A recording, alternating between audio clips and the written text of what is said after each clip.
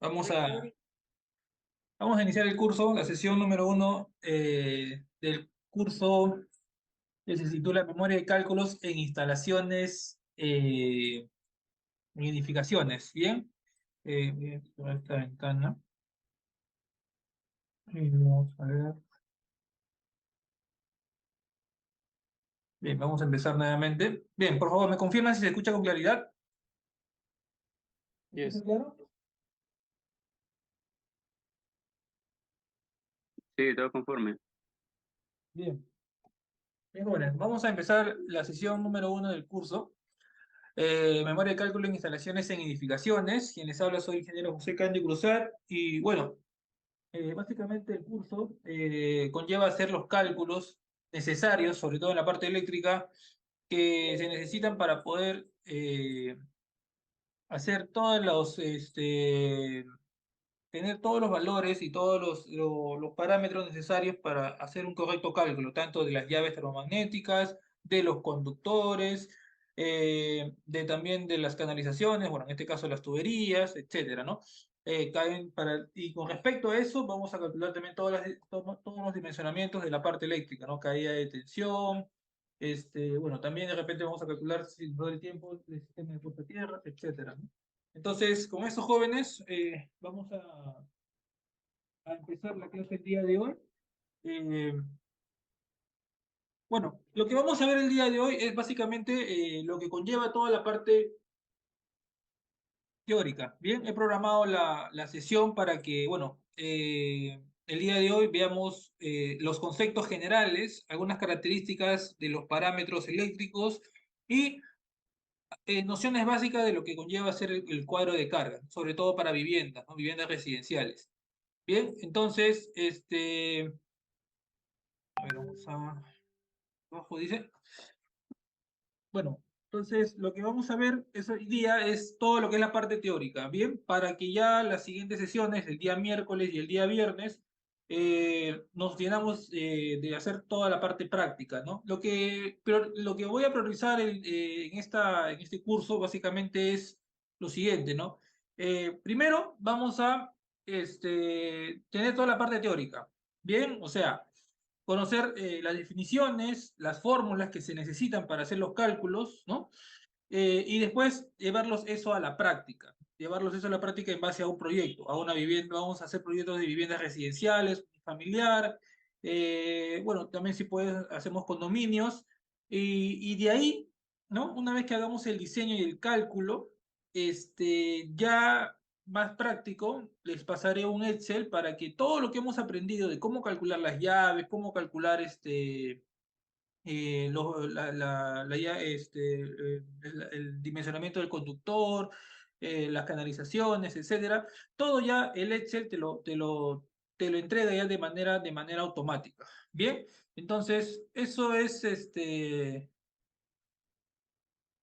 básicamente es lo que quiero que plasmarlos, ¿no? La parte teórica, hacer los cálculos mecánicos, por así decirlos, y ya finalizando ya la sesión 3 por así decirlo, pasarles ya un Excel donde ya todo lo que hemos aprendido lo hagan ya de manera más directa, ¿no? Pero para eso, lo que más me importa es que se sepan primero la parte teórica, ¿no? O sea, el fundamento, el por qué el Excel te bota estos valores, ¿no? Entender el por qué te salen estos valores y por qué otros no, ¿no?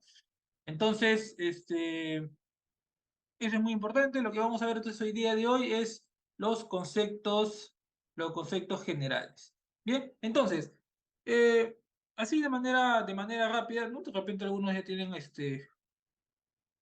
los conocimientos, ¿no? Vamos a hablar acerca primero de los conductores eléctricos, ¿no? Entonces, acá lo importante, jóvenes, lo importante eh, básicamente para hacer el curso de cálculo de instalaciones eléctricas e edificaciones, ¿qué necesitamos saber? La parte teórica. Primero son los conductores eléctricos, ¿no? O sea, el elemento necesario para poder alimentar, ¿no? Todo el predio, la vivienda, la industria, etcétera, ¿no? Uno, saber los conductores eléctricos, los tipos de conductores eléctricos, las dimensiones de los conductores eléctricos. A la vez, esos conductores no están, no están al aire libre, no están protegidos. ¿Protegidos contra qué? Por ejemplo, puede estar protegidos en una bandeja, en una tubería, ¿no? Entonces también necesitamos saber las definiciones de tuberías, el dimensionamiento de las tuberías, ¿no? Y después de ahí necesitamos saber también, ¿no? Aparte de esos conceptos, también, ¿no? ¿Qué elementos de protección van a proteger los conductores eléctricos, ¿no? Por ejemplo, puede ser llaves termomagnéticas, sistema de puesta a tierra, etcétera, ¿no? Entonces, eso es muy importante saber, esos conceptos. Y esos conceptos los vamos a ver el día de hoy. Bien, entonces, primero, ¿qué cosa es un conductor eléctrico, no? Entonces, vamos a ver acá. Bien, entonces los conductores eléctricos, ¿no? El conductor básicamente es un material a través del cual los electrones fluyen fácilmente y permiten el paso de la corriente eléctrica, ¿no? Lo fundamental y lo necesario, ¿no? La corriente eléctrica es el movimiento de los electrones ¿no? Que fluyen de un lugar a otro, ¿no? Entonces, los conductores eléctricos es el material, es el medio por donde fluyen los electrones, ¿no? Sencillo, tan sencillo como se está diciendo, ¿no? Entonces, el conductor eléctrico es el cable de un material que conduce la electricidad, ¿no? El conductor puede ser o bien de cobre o bien de aluminio, ¿no? Mayormente acá en Perú utilizamos cobre o aluminio, ¿no? Eh, si queremos alimentar cargas de mayor corriente, básicamente utilizamos el aluminio por su bajo costo, ¿no? Y si alimentamos viviendas residenciales, viviendas con poca carga, ¿no? Poca intensidad de corriente, podemos utilizar básicamente el cobre, ¿no? Porque su sección nominal del elemento conductor es relativamente pequeño, entonces en esos aspectos el cobre se puede comprar con total facilidad, ¿no? La diferencia entre los dos, el mayor conductor es el cobre, pero a diferencia de precios, también por ser mayor conductor, el cobre es mucho más caro, ¿no? Entonces, lo más recomendado es que sea de cobre por la mayor conducción que tiene, ¿no? Como habíamos dicho al inicio, ¿no? Puede ser de alambre sólido o de cable, ¿no? Los cables de una casa están aislados, lo que significa que están envueltos en un revestimiento de plástico no conductor, ¿no? Entonces, todo elemento conductor, como vemos acá en las imágenes, acá tenemos imágenes de elementos conductores. Tenemos acá, por ejemplo, ¿no?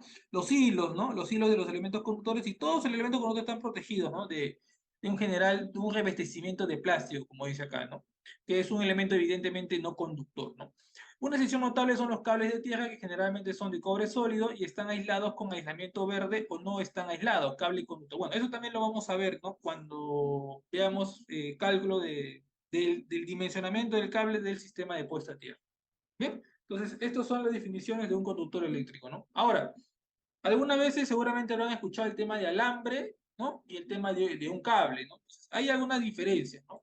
Los dos son conductores eléctricos, eso en primer lugar, pero si lo definimos, tienen conceptos un poco diferentes. Por ejemplo, ¿no? Vamos a ver el tema de un alambre. Un alambre consta de un solo hilo, ¿no? Acá el tema, la palabra clave, ¿no? De un alambre es que es de un solo hilo, ¿no? De un material conductor de electricidad. Eh, los alambres pueden quedar desnudos o cubiertos con una funda protectora codificada por colores. Esto también lo vamos a ver más adelante. El alambre es más eficiente en la transmisión de la energía eléctrica, no genera corrientes parásitas ni tantas pérdidas de corriente como el cable, pierde menos energía y puede ser de calibre menor, ¿no? Eso estamos hablando ahí de sus ventajas, ¿no? Básicamente sus desventajas es que es muy rígido y no puede manipularse de buena manera, pudiendo generar algún corte en el aislamiento o rotura del cable en algún sección, ¿no? En algún sección. Entonces, esa es la definición que conlleva un alambre, ¿no? Ahora, a diferencia del cable, un cable que consta de dos o más hilos aislados, ¿no? De dos o más hilos aislados. Esta es la palabra clave, ¿no? De dos o más hilos aislados o desnudos, ¿no? Ese término también se usa en referencia a un grupo de conductores aislados que están entrelazados o retorcidos. El cable tiene más hilos en su interior y por lo tanto es más flexible y fácil de manejar. La desventaja es que cada hilo provoca una pérdida de energía. aparte de generar un campo magnético que produce corrientes parásitas en la línea eléctrica, ¿no? Debido a esto, un cable necesita ser de mayor calibre que un alambre para conducir la misma electricidad, ¿no? Esto también es muy importante, ¿no? Que el cable necesita ser de mayor calibre que un alambre para conducir la electricidad. Y acá vemos, por ejemplo, la diferencia, ¿no? La diferencia visual, ¿no? Que un alambre, ¿no? Consta de un solo hilo de material, ¿no? En cambio, un cable consta de más de dos o más hilos, ¿no? Entonces, esa es la diferencia. Seguramente ustedes tienen su casa y su casa tiene años de construcción. De repente, el elemento conductor que han utilizado para poder alimentar las luminarias o los tomacorrientes, de repente ha sido los alambres, ¿no? Que vemos acá, ¿no? En la actualidad no se usa, ¿no? Por como habíamos dicho acá el tema de las desventajas, ¿no? Que es muy rígido, ¿no? Y al hacer curvas, cambio de direcciones, de repente puede haber la ocasión de que se pueda romper, ¿no? El elemento conductor, ¿no? A diferencia del cable, ¿no? Que es un poco más flexible, ¿no? Y se puede, y tranquilamente podemos colocarle, hacer cambios de direcciones sin ningún problema, ¿no? Entonces, básicamente eso es la diferencia entre un cable y un alambre, ¿no? Ahora, ya sabemos que es un conductor eléctrico, ¿no? Que puede ser un alambre o un cable, ¿no? Ahora hay que ver el tema de la dimensión, ¿no? La dimensión de ese elemento conductor. Y para dimensionar el elemento conductor existen dos unidades que mayormente utilizamos, ¿no? El patrón AWG y el patrón de milímetros cuadrados, sistema internacional, ¿no? Entonces, les voy a nombrar básicamente así rápidamente el patrón AWG, que básicamente es eh, hay una conversión, ¿no? Entre AWG y milímetros cuadrados, ¿no? Entonces, vamos a explicar este tema, ¿no? El cable de mayor, es el patrón AWG, ¿no? Es el cable de mayor calibre, es más delgado y por lo tanto conduce menos la cantidad de corriente. O sea, imaginemos acá, mira, tenemos acá cables de 18 AWG, 16, 14, 12, 10, 8 y 6. ¿Qué te está indicando la definición? Que el cable de mayor calibre, ¿no? Del cable de mayor calibre, por ejemplo, 18 AWG, es mucho más delgado y por lo tanto conduce menos la corriente, ¿no? Entonces, como regla general, ¿no? Un elemento conductor, al tener un calibre mucho más grueso, ¿no? Puede conducir mayor cantidad de corriente, puede conducir mayor cantidad de corriente. Entonces, el número de calibre, bueno, viene impreso en la parte exterior de la capa aislante de todo cable y conductor eléctrico, ¿no? Entonces, acá hacemos una equivalencia, por así decirlo, ¿no? Entre el AWG y milímetros cuadrados. Por ejemplo, tenemos eh, un cable de 18 AWG, ¿no? En milímetros cuadrados equivalente a una sección de un milímetro cuadrado, ¿no? Por ejemplo, cable de 16, ¿no? Esto es lo que más nos importa. A ver, esto es lo que más nos importa, ¿no? Que el cable de 18, ¿no? Y el cable de 1, ¿no? Un cable de 18 es equivalente, a ver, un cable de 18 es equivalente a un milímetro cuadrado. Cable de 12 tiene una sección nominal de 4 milímetros cuadrados, ¿no? Lo que, acá en Perú lo que más se usa al tema de comprar cables, ¿no? Es decirle la equivalencia en milímetros cuadrados, ¿no? Pero también hay algunos patrones que utilizan el AWG, ¿no? Entonces hay que tener esa equivalencia. Entonces, por ejemplo, ¿no? Cable de 8 AWG tiene una sección nominal de 10 milímetros cuadrados, ¿no? Si lo trabajamos al sistema internacional que comúnmente más conocemos, ¿no? Ahora, acá también podemos ver, ¿no? Algunos calibres de cables AWG, 20 AWG, 18, respecto a la cantidad de corriente que puede soportar dicho cable, ¿no? Esto a manera general, ¿no? Básicamente, esta tabla que vemos acá, evidentemente las diapositivas se les va a pasar para que lo tengan para siempre y tengan estos conocimientos y esta teoría, ¿no? Para que lo puedan revisar en cualquier momento. Pero les explico esta tabla, ¿no? Por ejemplo, 20 AWG puede soportar una corriente como máximo de 5 amperios, ¿no? Eso a nivel general, ¿no? Básicamente puede variar, puede haber ciertas excepciones, puede soportar 6 o hasta 4 amperios de repente, ¿no? Dependiendo del tipo de material, ¿no? Hay diferentes fabricantes de conductores eléctricos y que mejor sería, ¿no? Que cada proveedor que fabrica los elementos conductores que nos pasen sus especificaciones técnicas, ¿no? Y ahí tiene que indicar el tipo de calibre del elemento conductor qué capacidad de corriente puede soportar, ¿no? Pero a nivel general esos son valores, ¿no? Representativos, ¿no? ¿No? Pueden ser mayor o menor, ¿no? Pero básicamente este valor es a nivel general, ¿no? Entonces, para que entiendan esta tabla, ¿bien? Para que entiendan esta tabla. Eh, a ver, vamos a continuar. Ahora, mira, de acuerdo al amperaje de consumo, se dimensiona el calibre de cable a usar. A continuación, vamos a ver algunas tablas, ¿no? Algunas tablas con el calibre del cable tanto en milímetros cuadrados como en Profesor, AW. buenas noches, disculpe. ¿Se Sí, puede a hacer ver, consultas, profesor? ¿Se puede hacer sí, consultas? claro. Claro, a ver, dígame. Profesor, ¿y la capacidad de un conductor no depende del fabricante o es algo estándar? Sí, como te digo, no, acá, a ver, vamos a ver por ejemplo, acá tenemos un valor estándar, ¿no? De que un cable de 20 AWG puede soportar, ¿no? Más o menos un valor de 5 amperios, ¿no? Pero si tú quieres un valor exacto, sería mejor que el fabricante que te dé, ¿no? Las especificaciones técnicas del elemento conductor que ellos fabrican, ¿no? Si ellos te dan los valores, van a resultar valores cercanos a este valor. Entonces, lo que te doy acá son los valores, generales, por así decirlo, ¿no? De cuánto es la capacidad de corriente que puede soportar cada elemento, cada calibre de cable, ¿no?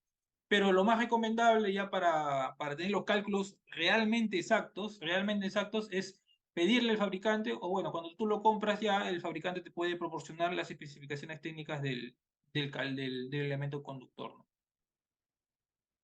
Entonces, bueno, si ¿alguien tiene alguna otra consulta? Si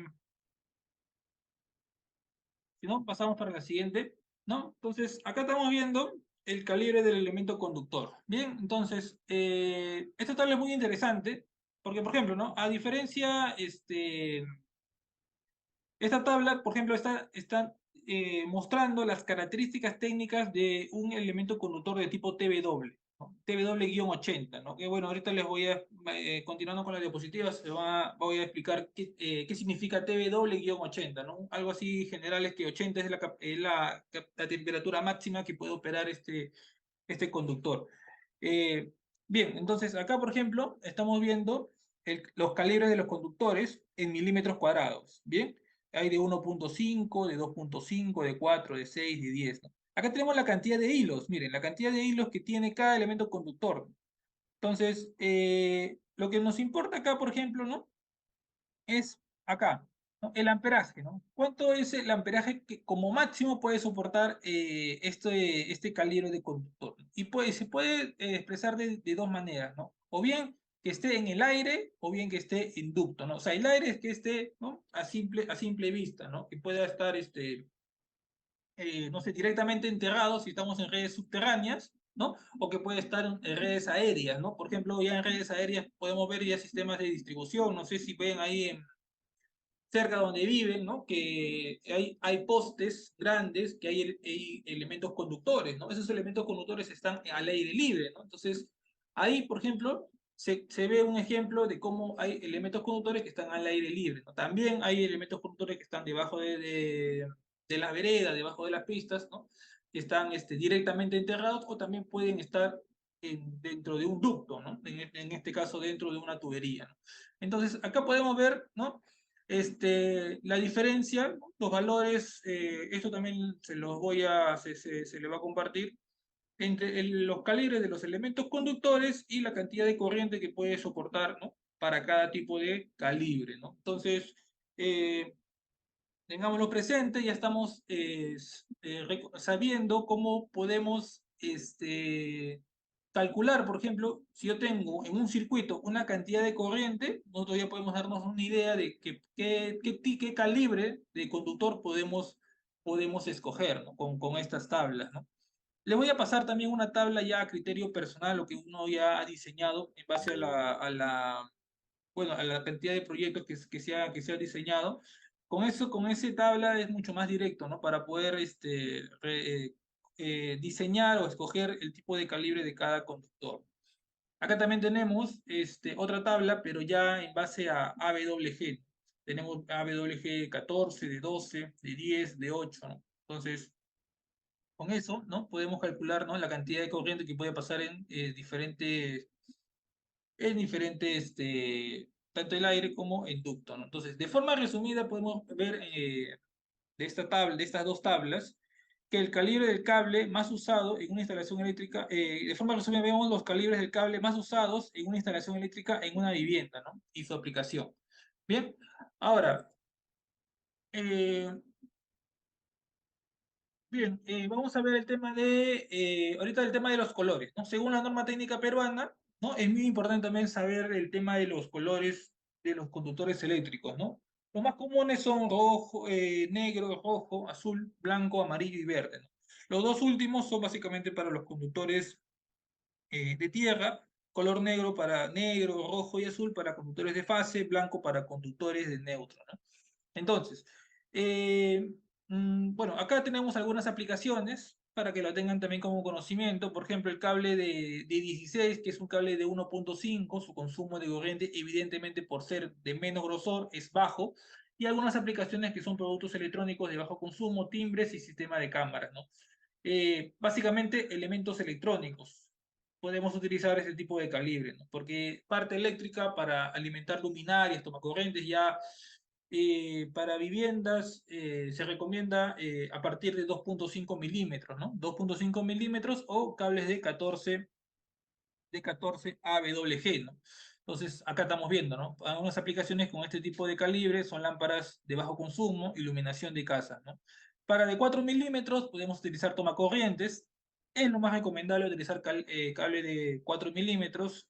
También se le puede usar de 2.5, pero eso va a depender de cuántos puntos de tomacorrientes va a alimentar ese circuito, ¿no? Nosotros sabemos que el Código Nacional de Electricidad en la regla 070 nos dice que la cantidad máxima de circuitos, ¿no? La cantidad máxima de puntos en un circuito no debe llegar a los 12 puntos, ¿no? Entonces, si nosotros vamos a alimentar 12 tomacorrientes, que por ley pues, podemos alimentar, no es recomendable colocarle un cable de 2.5, ¿no? Entonces, pero si vamos a alimentar dos, tres tomacorrientes y eso equivale a un circuito, tranquilamente podemos colocarle un cable de 2.5.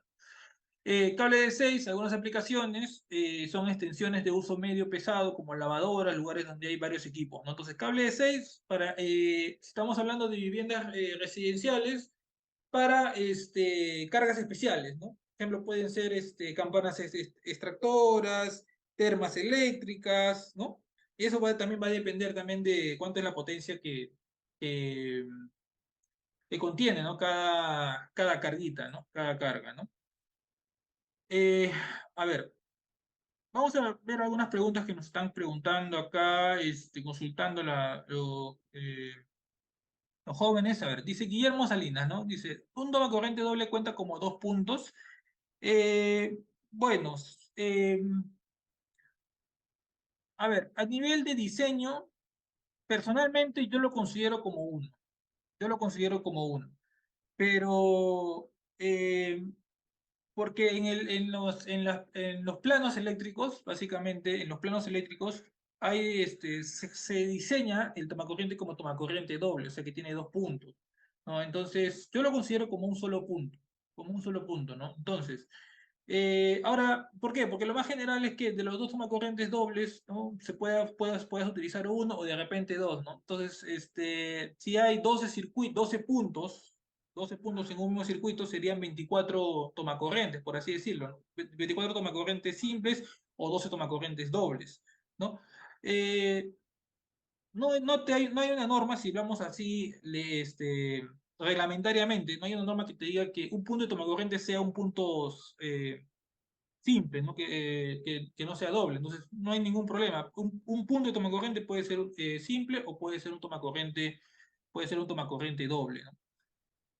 En canaletas portantes también se le puede considerar con el cuadro de cargas de aire. Claro, sí, claro. En canaletas, sí, porque básicamente eh,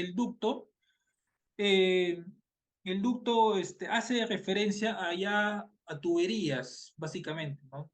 Canaletas también es un tipo de tubería, pero es un poco aislante, no tiene mucha protección. Hay tuberías que brindan mucho mayor protección y ahí está considerado ya el tema de colocar, de asignarle ya en el tema de corrientes en la opción de ductos, ¿no? Sí, no hay ningún problema, se le puede utilizar en la opción de coger, mejor dicho, en la columna de aire, ¿no? Eh, Vamos a ver, en código decimal, ¿en qué calibre se remite AWG? ¿En qué calibre se remite? ¿AWG o en milímetros cuadrados? Bueno, en el Código Nacional de Electricidad hay tablas que están en los dos, ¿no? Porque los dos son los que más se usan, tanto en AWG como en milímetros cuadrados. Por eso que estamos explicando esos dos tipos de calibre, ¿no? Bien, entonces con eso vamos a continuar, ¿no? Ahora vamos a hablar de los tipos de aislamiento, ¿no? Entonces ya sabemos dimensionar, ¿no? El tipo de calibre del conductor eléctrico. Ahora vamos a hablar así rápidamente de los tipos de aislamiento. Bien, entonces, se puede identificar el tipo de aislamiento que tiene un cable, ¿no? Las inscripciones que aparecen sobre él son abreviaciones en inglés, ¿no? Los cables que se utilizan para instalaciones de viviendas y oficinas, los que más se utilizan son el THN, el THW, el THHW y el THWN, ¿no? Ahora, vamos a explicar así qué significa cada abreviación, ¿no? Por ejemplo, el término T significa, ¿no? que es de termoplástico, ¿no? Que es un aislamiento de tipo termoplástico y este lo tienen casi todos los cables. Por ejemplo, acá, en estos cuatro módulos, podemos ver que todos tienen el elemento T, es de tipo termoplástico. Su aislamiento va a ser de tipo va a salir de tipo termoplástico, ¿no? El H, ¿qué cosa es? Significa que es resistente al calor, ¿no? Básicamente hasta 75 grados Celsius, ¿no? O eso expresado en Fahrenheit en 167 grados, ¿no? El HH, que vemos acá, es resistente al calor hasta los 90 grados centígrados, ¿bien? ¿No? Estas son especificaciones en base a las a las abreviaciones de cada símbolo, ¿no? W, que es resistente al agua, ¿no? Y a la humedad, ¿no? También, por ejemplo, tenemos tener este elemento de LA-LS, ¿no? Que este cable tiene baja emisión de humos y bajo contenido de gases contaminantes. También el LS es importante también, pero ya básicamente este elemento se utiliza para ya redes de media tensión, de alta tensión, el tipo de cables, ya para alimentar la media o la alta tensión, utilizamos el nivel de aislamiento de tipo LS, ¿no? SPT, ¿no? Esta nomenclatura se usa para identificar un cordón que se compone de dos cables flexibles y paralelos con aislamiento de plástico y que están unidos entre sí, ¿no? También se denomina cordón duplex, ¿no?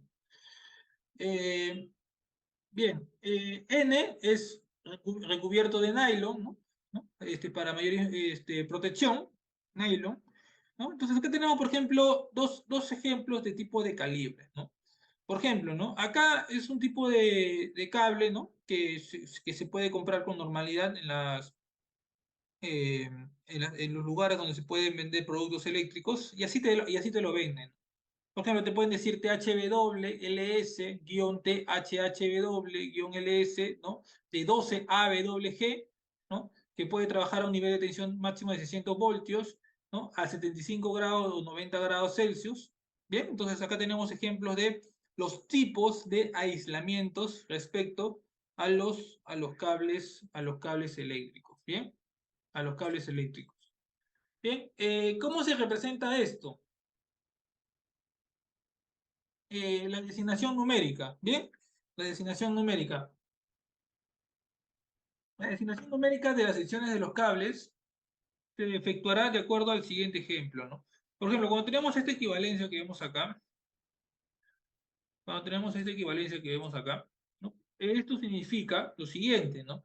Que hay tres conductores de 70 milímetros cuadrados más un cable de 35 milímetros cuadrados. Esta es la designación de cómo se representa la designación de los elementos conductores. Bien, entonces hay otros ejemplos. Por ejemplo, tenemos acá el NYY de 0,6 a 1 kilovoltios de 3 por 70 más 1 por 35 milímetros cuadrados. ¿Qué significa esto? ¿No?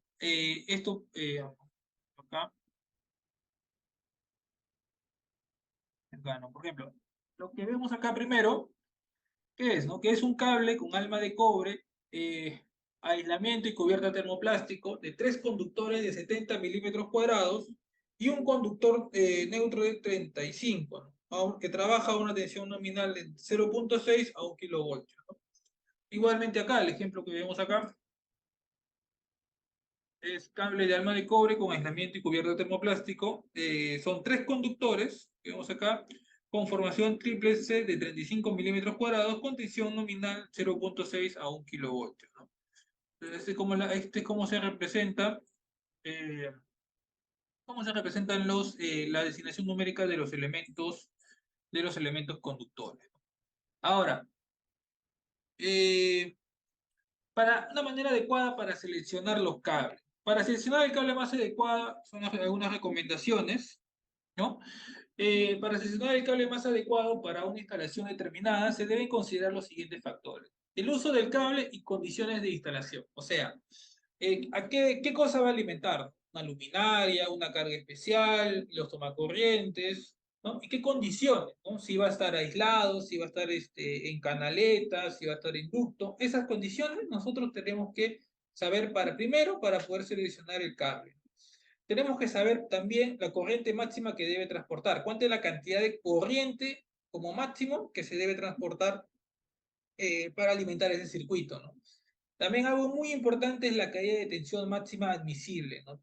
Casi todos, el problema más general de una vivienda, ¿no? O de o por así decirlo, de varias viviendas, por ejemplo, ya a nivel de sistema de distribución de redes primarias, es el tema de la caída de tensión, que nosotros sabemos que la tensión acá en Lima son de 220 voltios, la tensión nominal es 220 voltios. Entonces, lo ideal sería que de nuestro tablero general estén llegando 220 voltios, ¿no? Pero comúnmente no llega, ¿no?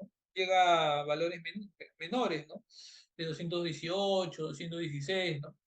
Que bueno, básicamente la norma hay una tolerancia de más o menos 5%, ¿no? Que si la concesionaria te da una tensión más o menos 5% de 220, ¿no? Tolerancia de más o menos 5%, entonces ellos están cumpliendo con entregar una buena calidad de energía, ¿no? Pero en la realidad hay algunos materiales, algunos equipos, mejor dicho, que deben trabajar con 220 voltios, porque si no, se pueden deteriorar, pueden ocasionar fallas, pueden ocasionar cortocircuitos, de repente casos extremos, ¿no? Entonces, es muy importante también el tema de seleccionar también el buen calibre de los cables para no tener ese tipo de problemas de caída de tensión. Eso es muy importante, ¿no? Y también la atención de servicio, ¿no? Como indiqué, ¿no? Tiene que llegar acá a los 220 voltios que se le pide a la concesionaria, ¿no? En este caso. Entonces, estos requerimientos son indispensables para poder seleccionar correctamente el calibre del cable. Calibre del cable. Bien, entonces, otro elemento importante que se necesita saber son los interruptores termomagnéticos. O sea, vamos a hablar ahora de los elementos de protección que protegen al cable. Y un elemento de protección es el interruptor termomagnético. Ahí podemos ver una imagen de un interruptor termomagnético de tipo Relding. Entonces, una definición sería que el interruptor termomagnético tiene como función, ¿qué cosa? Interrumpir el paso de la corriente cuando detecte que éste sobrepasa ciertos límites, ¿no? Entonces, ¿qué pasa? ¿Qué pasa? ¿No? Si nosotros al hacer nuestro diseño, ¿no? Nuestro diseño, hemos diseñado un cable, por ejemplo, ¿no? Un cable de 4 milímetros que generalmente puede soportar una corriente de 20 amperios. Pero imaginemos que ese circuito está pasando, puede pasar como en un momento determinado una corriente, no sé, de 25 o 30 amperios. Entonces ahí tiene que haber un elemento de protección, ¿no? Entonces, acá cumple el tema del interruptor termomagnético. Es por esta razón que un interruptor termomagnético sirve para proteger un circuito eléctrico de sobrecargas, ¿no? Y cortocircuitos, ¿no? Entonces, básicamente, la función de un interruptor termomagnético cumple la función de un fusible, ¿no? Cumple la función de un fusible. Entonces, ahí está la definición, ¿no? A ver, algo importante que necesitamos saber respecto a los interruptores termomagnéticos es lo siguiente, ¿no? El interruptor termomagnético es un dispositivo de protección de circuitos eléctricos que actúa ante dos distintos tipos de eventos, ¿no? La parte térmica, ¿no? Como dice la palabra termomagnético, la parte térmica del interruptor actúa ante una sobrecarga del circuito, ¿no? Y la parte magnética lo hace ante un cortocircuito. Bien, entonces es por eso que un interruptor termomagnético protege, ¿no?, el circuito ante una sobrecarga y ante un cortocircuito, ¿no? Un circuito está formado por una serie de conductores y elementos de consumo, ¿no? Estos elementos de consumo son en número limitado y dependiendo del consumo del elemento será el conductor que se colocará y también el interruptor termomagnético, ¿no? Como habíamos dicho, ¿no? En un circuito podemos colocar, no sé, 3, 4, 5, 6 luminarias, ¿no? O como máximo 12, eso te dice según el Código Nacional de Electricidad, ¿no? 12 puntos como máximo un circuito. También si queremos abordar el tema del código, también se le puede colocar más de 12 puntos de circuitos, siempre y cuando el código también te lo dice, se debe demostrar con cálculos que la cantidad de corriente nominal no debe superar, ¿no?, la corriente nominal de la llave diferencial, ¿no?, de la llave del interruptor termomagnético.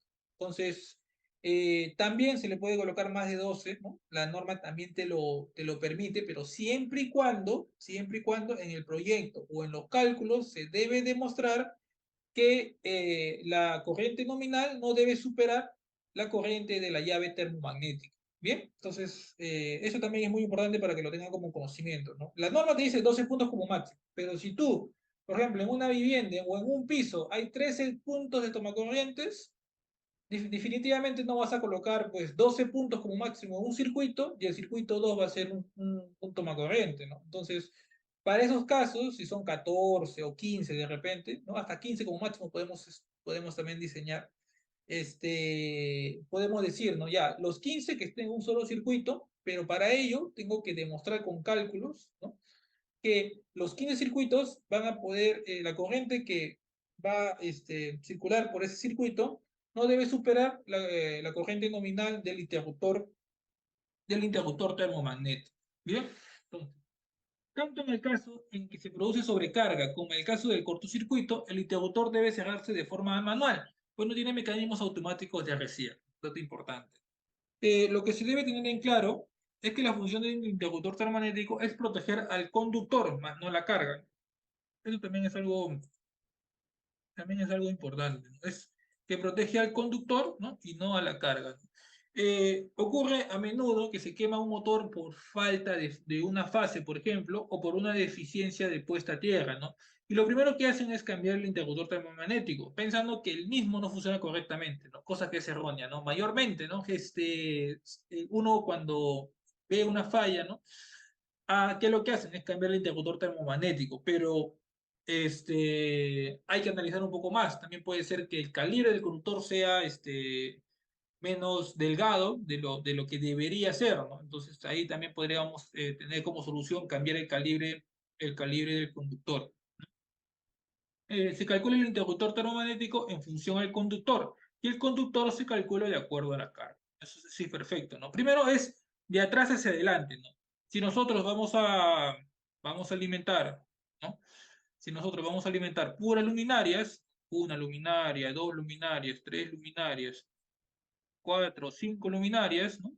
Estas luminarias van a pertenecer a un mismo circuito, ¿no? Entonces, como esto va a ser un mismo circuito, entonces acá vamos a colocar una llave termomagnética. Acá vamos a colocar un interruptor termomagnético, ¿no? Que va, ¿no?, que va a alimentar este circuito, ¿no? Este es el circuito, vamos a ponerle acá, pues, ¿no? Este es el circuito 1, ¿no? Circuito 1. Entonces, esta llave termomagnética va a alimentar el circuito 1 que alimenta 5 luminarias, ¿no? Entonces, acá vamos a calcular el calibre del conductor. como habíamos dicho en las diapositivas anteriores, ¿no? Para el tema de iluminación podemos colocarle ya un calibre de como mínimo de 4, ¿no? De 4 milímetros o también de 2,5 ya, ¿no? Entonces, con eso ya sabemos ya dimensionar el conductor, ¿no? Y respecto al dimensionamiento del conductor, nosotros vamos a diseñar o calcular la llave del interruptor termomagnético, de cuántos podría ser, ¿no? De 10 amperios, de 16 amperios, etcétera, ¿no? Ahora, y por último, si ambos están bien, si ambos están bien seleccionados, la instalación funciona correctamente, pues existe una cadena de selectividades que debe seguir para proteger la instalación y la carga, ¿no? Estamos ahorita al primer paso, ¿no? Primero estamos viendo qué cosa va a alimentar, con eso vamos a saber la dimensión del elemento conductor y después de ahí vamos a seleccionar la llave termomagnética, ¿no? Ahora, vamos a poner acá, de repente algunos no lo tienen como conocimiento, ¿no? Pero lo vamos a poner acá que lo tengan, para que lo tengan todos, ¿no? Podemos poner los valores nominales de corriente de un interruptor termomagnético, ¿no? Los valores nominales, ¿no? Entonces, básicamente ya para esto ya para viviendas unifamiliares, viviendas residenciales, vamos a tener lo siguiente. Empezamos por un valor, una corriente nominal de un interruptor termomagnético más pequeño que conozcan. ¿Cuál es? ¿Cuál podría ser? A ver, el valor nominal de la llave termomagnética, ¿no? Para una vivienda residencial, ¿cuál podría ser? Bueno, algunos podrían decir, ¿no? A partir de 10, ¿no? ¿No? De 10 amperios, ¿no? Ese es el valor nominal de la llave termomagnética. El valor nominal de la llave termomagnética. Después de ahí, el siguiente valor que le sigue, ¿cuál podría ser? ¿No? ¿Hay llave termomagnética no sé, de 11, de 12? No, no hay. 16. 16, perfecto, ¿no? La llave termomagnética es de 16, ¿no? El siguiente valor que le sigue, ¿no? ¿Hay llave 25, termomagnética de qué? ¿No? 25 Llave amperios, termomagnética 20, de 25. 20, correcto, ¿no? Y así vamos a llenar, ¿no? Hay de 25 amperios, ¿no? Para que lo tengan así de referencia, ¿no? De 32 amperios, de 40, hay también hay llave también de 50, ¿no? Eh, de 63, ¿no? De 80, hay llave de 100. Vamos a agregarlo hasta 200, por ejemplo, ¿no? Hay llave, por ejemplo, de 125, hay de 160 y hay de 200. Entonces, estas son las llaves termomagnéticas con valores nominales, ¿no? Ahora, para viviendas y para instalaciones eléctricas, ¿no? Viviendas unifamiliares, viviendas residenciales, ¿no? Mayormente utilizamos a partir, ¿no? de 16 amperios, a partir de 16 amperios. Bien, entonces tengámoslo presente, ¿no? Ese tipo de los valores de las llaves termomagnéticas, ¿no? Por ejemplo, acá, ahora vamos a hacer una pregunta. Dice acá, el 10 no es comercial. Sí, claro. Entonces, a partir de 16, como indiqué, ¿no? Es el valor que más, a partir de 16 amperios, que más se utilizan para viviendas residenciales, ¿no? Entonces, ¿qué es más óptimo? ¿Que el conductor soporte lo mismo que la llave termomagnética o que la llave termomagnética sea de menor amperaje que el cable? No, que la llave termomagnética sea de mayor calibre, ¿no? O sea, si por ejemplo tenemos que todo este circuito, ¿no? Acá tenemos un circuito, ¿no? Hacemos la cantidad de corriente que consume. Por ejemplo, tenemos una corriente, por ejemplo, total de 12 amperios, ¿no? Una corriente total de 12 amperios.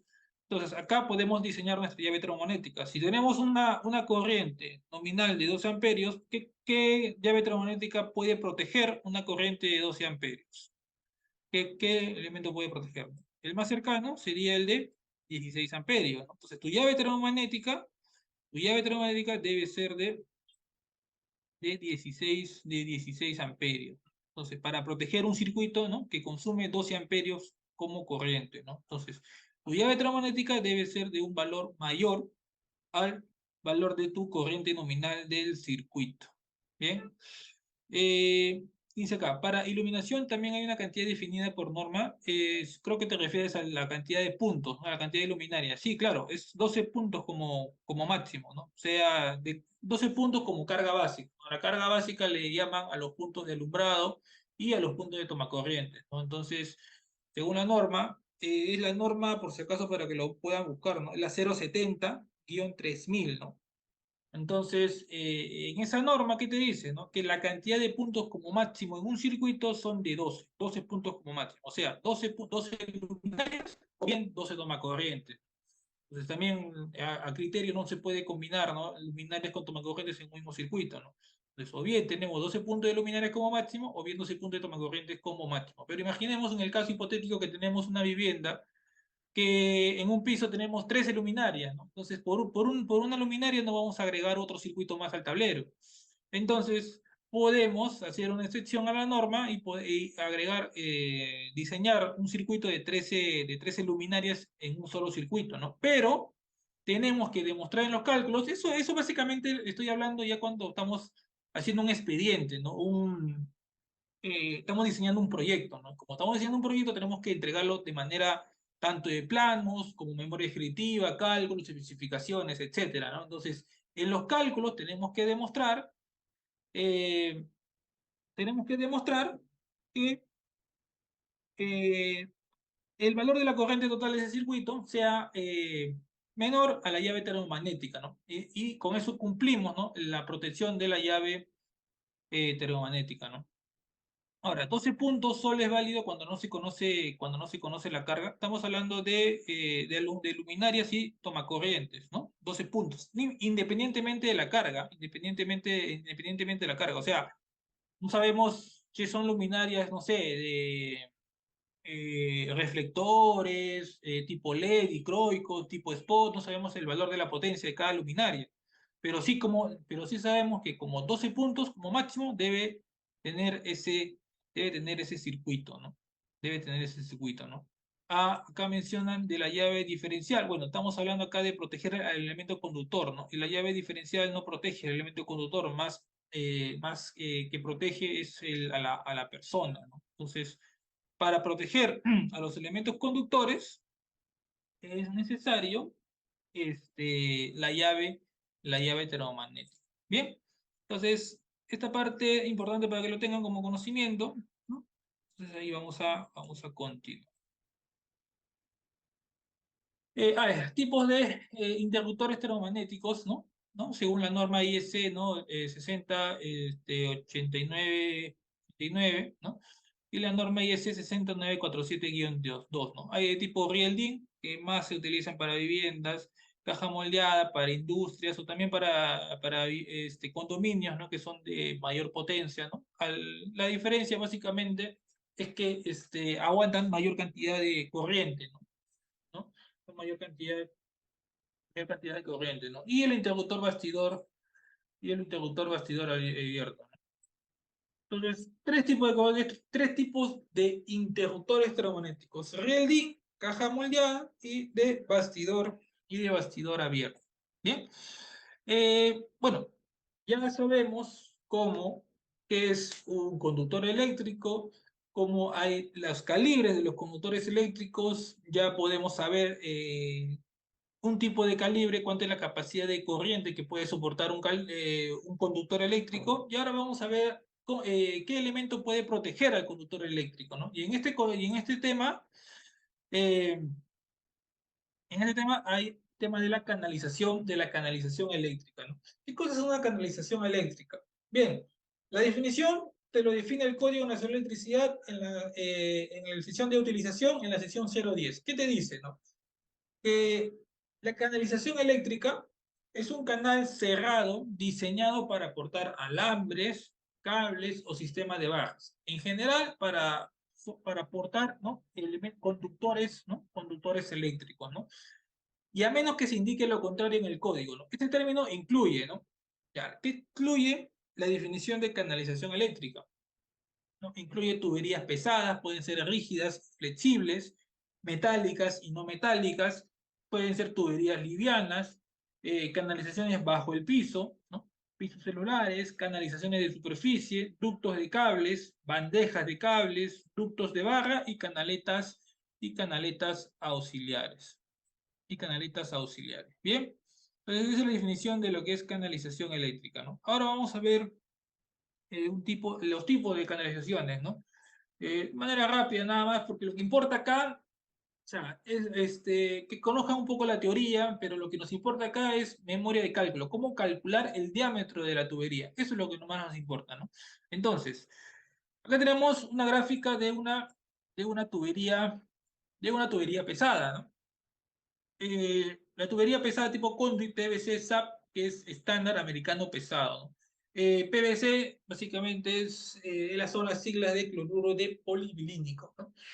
Bien, acá son los diámetros más comunes que se utilizan. Características de las tuberías pesadas, que es fácil y de rápida instalación, son para instalaciones empotradas y para instalaciones adosadas. Ya sabemos de repente qué significa una instalación empotrada y una instalación adosada.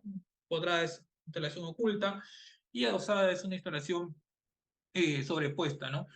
Aumenta la seguridad eléctrica, ¿no? Porque el PVC no es un conductor eléctrico, es resistente al impacto, es resistente a la compresión, al aplastamiento, es resistente a la corrosión, es económico relativamente, inflamable y deformable, ¿no? Todo esto es relativamente porque en algunas ocasiones, dependiendo del tipo de tubería del fabricante, no es un poco inflamable, deformable, etcétera, ¿no? Entonces, a ver, vamos a ver acá.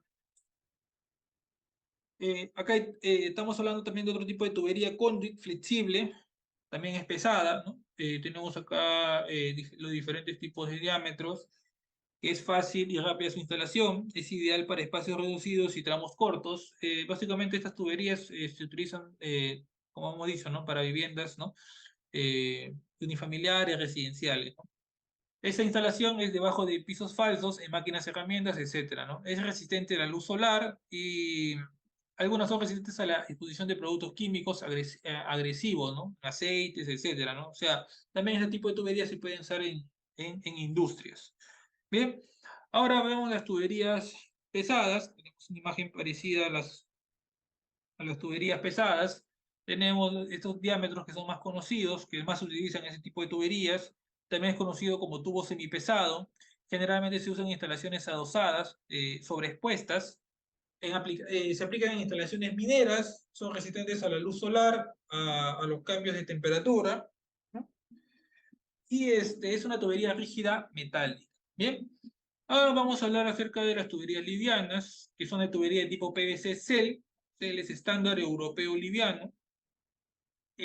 Acá sí son ya, al ser livianas, son económicas, son deformables, ¿no? A diferencia de las tuberías pesadas, y algunos son resistentes a la exposición de productos. ¿Bien?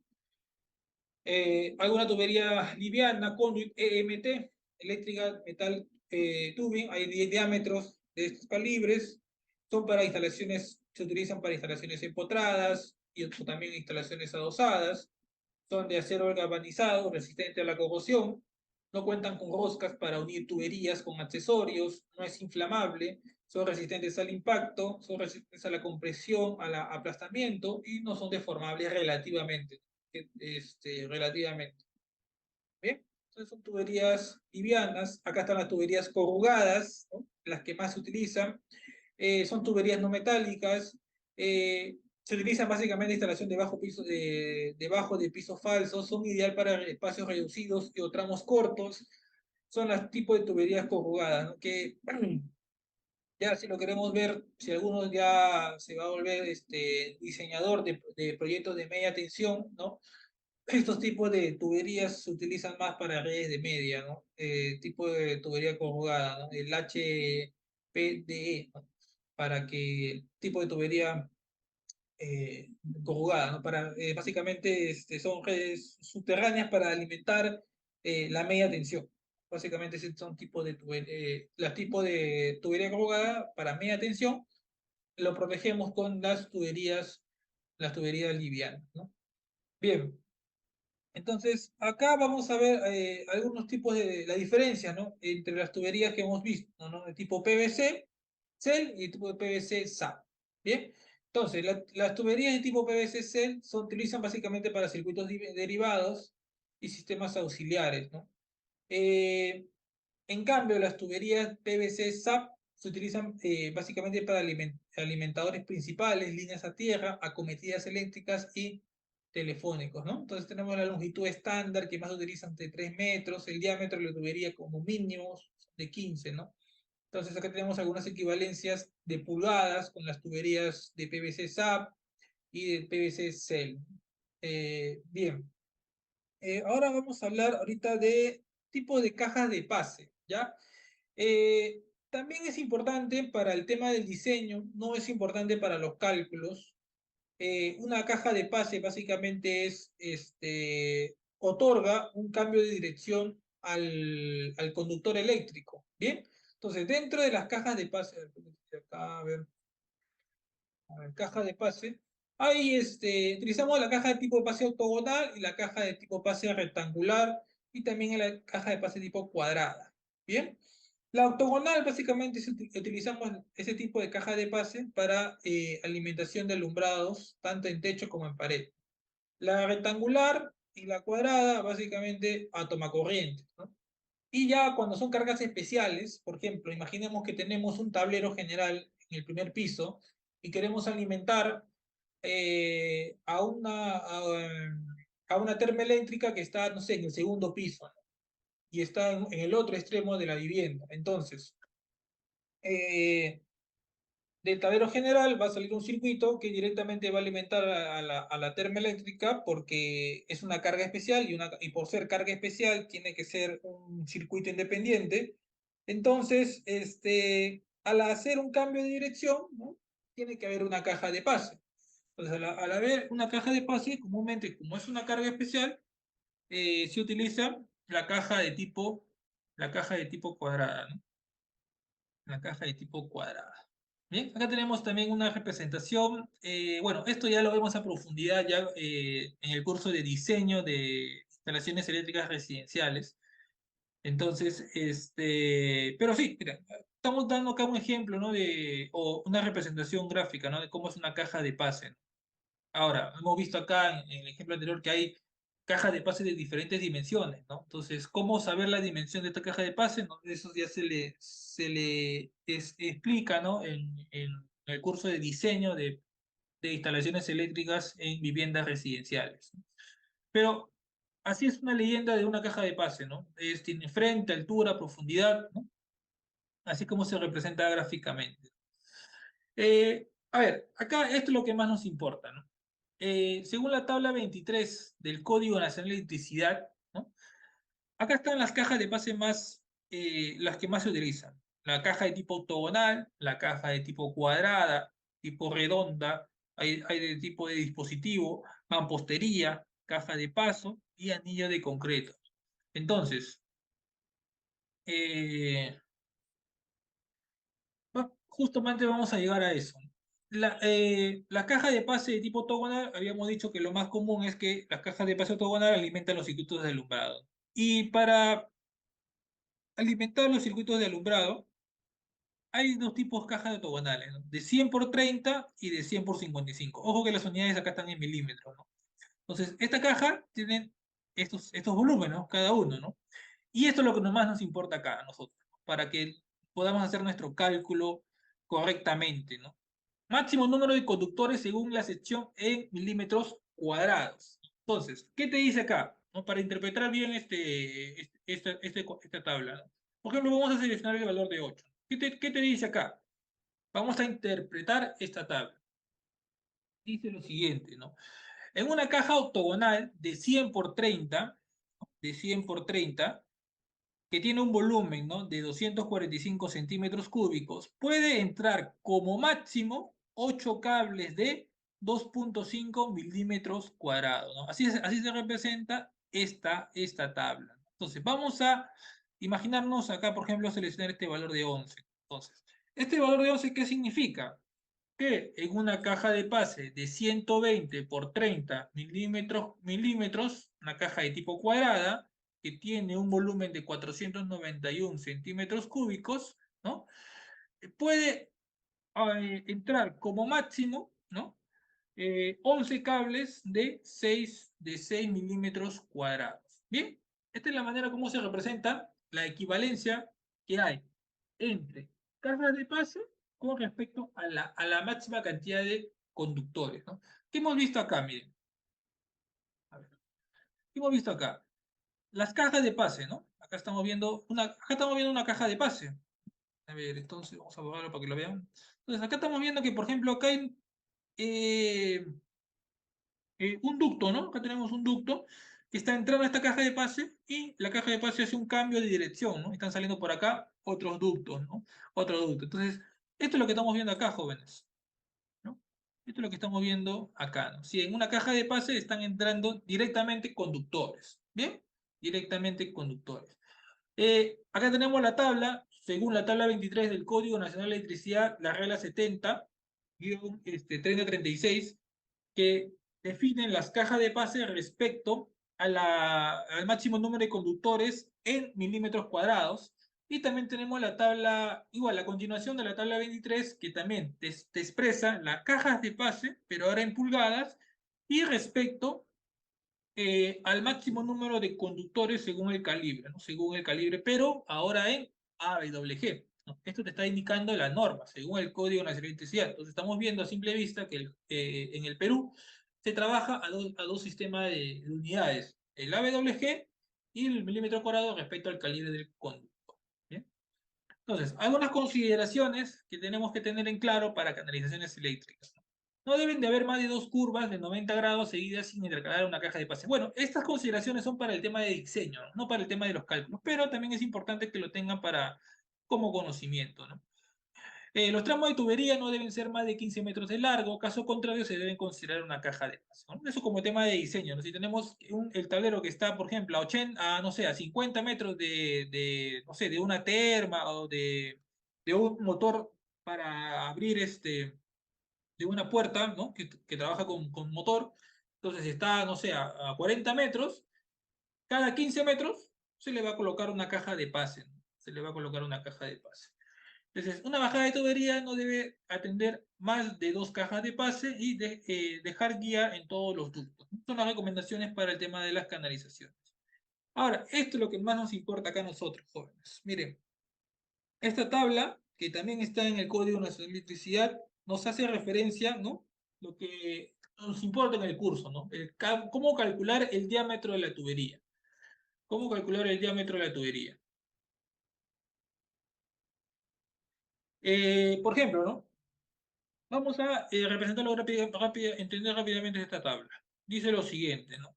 Tenemos acá los elementos conductores, los calibres de elementos conductores, ¿no? En milímetros cuadrados, de 2.5, de 4, de 6, de 10, 16, 25, ¿no? Eh, y tenemos acá el diámetro de la tubería. Puede ser o bien tubería pesada o bien tubería liviana, ¿no? Tenemos en las unidades de milímetros o en las unidades de pulgadas. Bien, entonces, vamos a decir lo siguiente. Vamos a representar esto. Por ejemplo, vamos a tomar este valor que vemos acá, el 11. Dice lo siguiente, ¿no? 11 significa que eh, en un circuito que tiene 11 cables de 6 milímetros cuadrados, pueden entrar como máximo en una tubería de 25 milímetros. ¿Bien? Entonces, así es como se representa esta tabla, ¿no? Por ejemplo, tenemos acá el número 8 que vemos acá. 8 cables, así vamos a hacerlo de manera directa. 8 cables de, de 4 milímetros pueden entrar como máximo en una tubería de 20. ¿Bien? Entonces, eso es lo que más nos importa. ¿Bien? Eso es lo que más nos importa, entender esta tabla. Entonces, por ejemplo, podemos ver acá, ¿no? Un cable de 25 puede entrar en una tubería de 15, también puede entrar en una tubería de 20, ya no podría entrar dos cables de 25, ojo, estos los valores que están acá son los valores que entrarían como máximo en un ducto, como máximo, ¿bien? Entonces, acá quiere decir que, por ejemplo, ¿no? En una tubería de 20 puede entrar como máximo un cable de 25, no entrarían dos cables, ¿ya? Tengámoslo presente esto, ¿no? Esto ya es ya a nivel general norma, ¿no? según el código, según el código nacional de electricidad, ¿no? Esta tabla lo he sacado del código nacional de electricidad, por si acaso, ¿ah? Por si acaso, este es para tuberías tanto pesadas como livianas y las secciones de los elementos conductores, ¿no? Si no lo tenían, no se preocupen, la diapositiva creo que ya se les ha compartido, ¿no? Para que lo tengan como conocimiento. Y esta tabla es lo que más nos importa, ¿no? Esta tabla es la que más nos importa. Bien, entonces, ya, a ver, con esto vamos a hacer un ejemplito para que tengámoslo bien presente, ¿no? Vamos a hacer los dos primeros ejemplos, ¿ya? Los dos últimos ya lo pueden ustedes hacer de manera directa. ¿Cuántos cables de 6 milímetros cuadrados entrarían en un cable de 20? Y si tenemos en un circuito 6 cables de 16 milímetros, ¿en qué diámetro de tubería se debería instalar? Bien, eh, vamos a hacer estos dos primeros ejemplos. Eh, por ejemplo, no tenemos acá, el primer ejemplo, ¿no? A ver, ¿qué dice acá? ¿Cuántos cables de 6 milímetros entrarían en una tubería de 20 milímetros, ¿no? Por ejemplo, tenemos acá. Tenemos el cable de 6, tenemos acá el cable de 6 y tenemos acá la tubería de 20. ¿Qué te está indicando? ¿Cuántos cables de 6 entrarían en una tubería de 20? ¿No? Entonces, acá simplemente hacemos lo siguiente, ¿no? Tenemos acá el cruce, ¿no? Y tenemos lo siguiente, ¿no? Que 7 cables de 6 milímetros cuadrados entrarían en una tubería de 20. ¿Bien? Así es como se interpreta, así es como se interpreta esta tabla. Bien, ahora, el otro ejemplo, ¿no? Tenemos 6 cables de 16, ¿no? Si tenemos 6 cables de 16, ¿en qué tubería lo podemos instalar, ¿no? Entonces, primero tenemos acá el cable de 16, tenemos acá 6 cables, entonces vamos acá por el valor de 6 cables. Acá tenemos, por ejemplo, acá tenemos 6 cables, ¿no? 6 cables de 16 pueden entrar, ¿no? Como máximo en una tubería de 35, ¿no? En una tubería de 35, ¿no? Pero también lo podemos poner acá, ¿no? Si tenemos un mayor capital, ¿no? Podemos colocar también acá, ¿no? 6 cables también podrían entrar, ¿no? En una tubería de 40, ¿no? Definitivamente también en una tubería de 55, de 65, ¿no? Porque acá como máximo pueden entrar 21 cables, 15 cables, pero como yo necesito 6 cables nada más, también tranquilamente podrían entrar en este diámetro de tubería, ¿no? Pero para tema de costos, tema de ahorrar costos, podemos diseñar este, que en una tubería de 35 pueden entrar 6 cables como máximo de 16 milímetros cuadrados. Bien, entonces eso es lo importante de poder saber esta tabla, tenganlo presente, para ya diseño de proyectos eléctricos para viviendas residenciales, no sé, también pueden ser centros de oficinas, eh, zonas industriales también podrían diseñar. Apliquemos esta tabla, ¿no? Apliquemos esta tabla. Bien, a ver, vamos a ver qué dice acá. Eh, Diferencias de tuberías pesadas y livianas y en qué caso se utiliza. Bueno, ya hemos visto, ¿no? Esto está acá, están en la diapositiva, ¿no? Como teoría lo pueden tener también. ¿Para qué sería esa caja de pase cada 15 metros en una terma que está a 50 metros? ¿No? O sea, es recomendable, no es normativamente hablando, ¿no? Estamos hablando de la normativa, que se recomienda que cada 15 metros, ¿no? En un circuito se le coloque una caja de pase por el tema por tema de mantenimiento, por tema de operación también, se recomienda, ¿no? Si de tu tablero general hacia la carga que vas a alimentar existen, no sé, 30, 40 metros, tranquilamente tú puedes diseñar un ducto que alimente directamente, ¿no? Pero lo más recomendable es que por cada 15 metros, o algunos diseñadores también lo colocan por cada 20, ¿no? Que coloquen una caja de pase. Igual, cada cambio de dirección también se recomienda que se coloque una caja de pase, ¿no? ¿Cuántos cables o cuánta área está permitido ocupar los cables para los tubos? Bueno, justamente acá estábamos explicando, ¿no? El tema de de esta tabla, ¿no? De los ductos, ¿cuánto es la cantidad máxima de cables que pasan en un diámetro de una tubería, ¿no? ¿Cuáles serían las consecuencias de sobredimensionar un cable?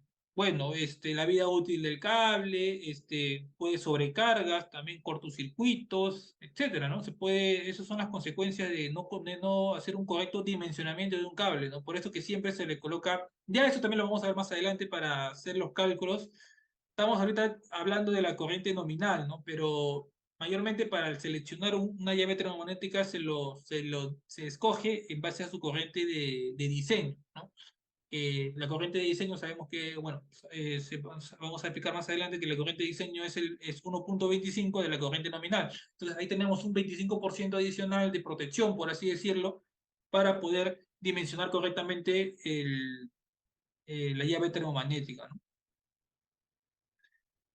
Eh, Dice acá, si la carga es 12, ¿no? Si la carga es 12, la llave es 16. Entonces el cable debería aguantar más de 12 o 16 amperios para no sobredimensionar necesariamente. Lo que pasa es que si tú has hecho tu cálculo, si tú vas a alimentar una carguita que haciendo tus cálculos te va a consumir una corriente como máximo, ojo, como máximo de 16, entonces ahí tenemos que dimensionar, escoger un conductor que puede soportar como máximo de 12 amperios, ¿no? Entonces, si nosotros dimensionamos un conductor de 12 amperios, definitivamente va a soportar esa carga, ¿no? Si hemos hecho correctamente nuestro cálculo de corriente en base a esa carga. Entonces, si hacemos un correcto cálculo de corriente, podemos escoger un correcto cálculo del interruptor termomagnético, porque si sabemos que en ese circuito va a consumir como máximo, ojo, como máximo 12 amperios, entonces al colocarle una llave termomagnética 16, vamos a proteger de sobremanera el elemento conductor, ¿no? Entonces, por eso que es importante saber qué cosa estamos alimentando. ¿Qué cosa estamos alimentando? Una bomba, una terma, luminarias, tomacorrientes. Entonces, en base a qué cosa estamos alimentando, qué carguita estamos alimentando, podemos nosotros calcular la corriente, ¿no? Que eso también lo vamos a calcular también más adelante, ¿no? La tabla de tuberías es general sin importar el tipo de aislamiento porque ahora se utiliza cable LSOH. No, claro, ya ese es para el tema de alimentadores principales. Sí, sí, sí, no, no tiene nada que ver, ¿no? Esta tabla, como he dicho, es del Código Nacional de Electricidad. Estamos utilizando tabla del código y acá dice dimensionamiento de la tubería tanto pesada o liviana. No, no, no, no importa el tipo de aislamiento. Ojo, no importa el tipo de aislamiento porque el aislamiento simplemente protege al conductor eléctrico, nada más. En cambio, la tubería protege todo, el aislamiento, el conductor eléctrico, sea alambre, ¿no? O sea cable, etcétera, ¿no? Entonces, eso es lo más importante. Bien, entonces hemos hecho estos ejemplos.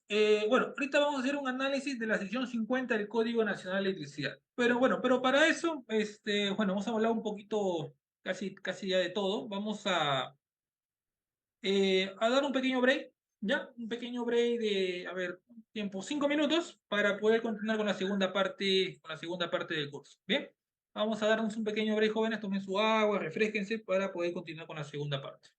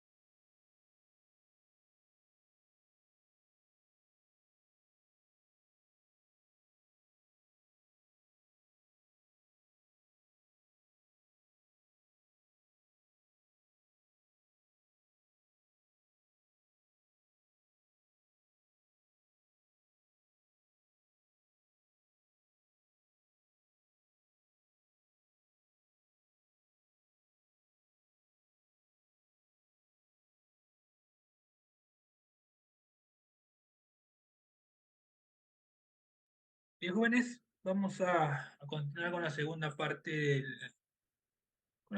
del curso. Eh, Bien, para recordarles, ¿no? Que esta clase está siendo grabada, la pueden ustedes escuchar, ver, repetir cuantas veces quieran. La diapositiva se les va a compartir y también se les va a compartir todo el material que se les va a pasar, se les va a enseñar en estas 3 sesiones, ¿no?